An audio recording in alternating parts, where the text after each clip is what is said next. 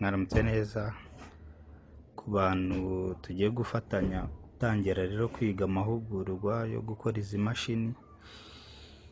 Nabakoreye aka video kabafasha kubyumva neza.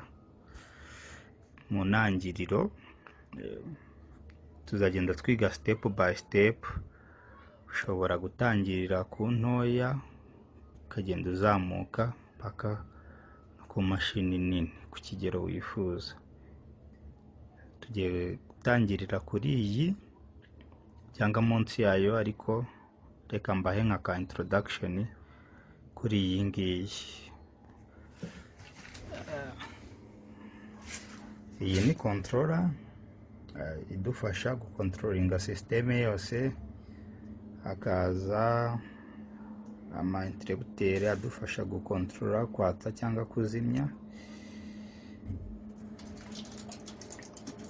Ngani imbere mu mashini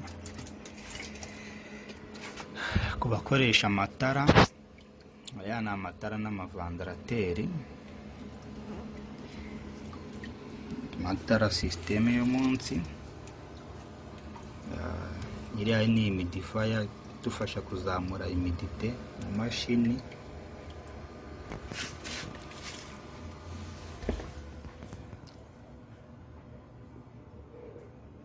Urabona ko imashini yose ni iriya mbese amagi uyatereka muri ano matiriwari. Ku kigendanye no guhindura, ushobora kuyamanura matiriwari